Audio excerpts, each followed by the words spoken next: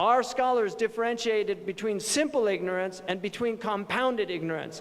Al-jahl al-murakkab wal-jahl al-basit. Jahl al-basit is the ignorance that somebody who knows they're ignorant has. And this, Dr. Naqib al-Attas calls it innocent ignorance. It's something that can be remedied. But compounded ignorance is an ignorance where somebody is ignorant and they're also ignorant of their ignorance. And this is a much deeper problem. And so one of the great tragedies of modern human beings, we have a cult film in the United States which is called The Wizard of Oz, which every American child has to see year after year until they're fully indoctrinated into the worldview of the Wizard of Oz. But one of the things about the Wizard of Oz is there's a scarecrow who's looking for a brain. And he says, if I only had a brain with the thoughts I'd be thinking, I could be another Lincoln if I only had a brain. So he's looking for a brain. Well, he never finds the brain, but at the end, the wizard gives him a piece of paper. And he says, in my country back home in Kansas, when somebody doesn't have a brain, we confer upon him a diploma.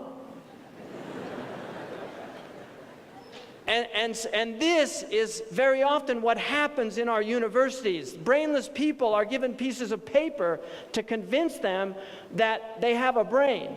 But the reality of it is, they're actually more ignorant coming out of the university than they were going in. Because when they went into the university, they had innocent ignorance. But by the time they come out of the university, they have this compounded ignorance.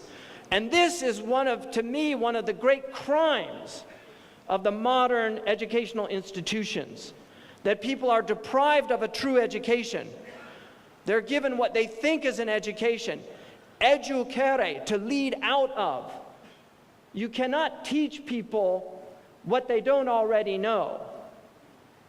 That learning in our tradition is remembering.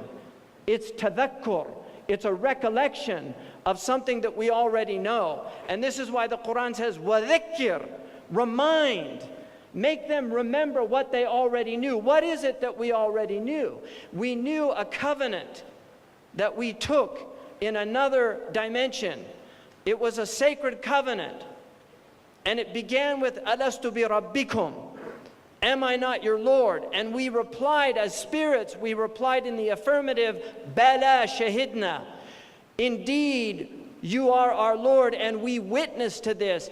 We're brought into this world, and the world is a place of remembrance. It is to remember a previous existence. It is to recollect, to recall. This is why we call dhikrullah, because we're remembering what we already knew. You cannot remember something that you did not know previously. And this is the highest form of knowledge in our tradition. It is to know your Lord. فَاعْلَمْ أَنَّهُ لَا إِلَهَ إِلَّا اللَّهِ. This is not being taught in the modern institutions of learning. They have completely removed God from academia. They have removed God from the social sciences, they have removed God from the physical sciences, and they have certainly removed God from the ethical traditions that are taught today and inevitably lead for anybody that has an intellect to moral relativism based on how they're taught.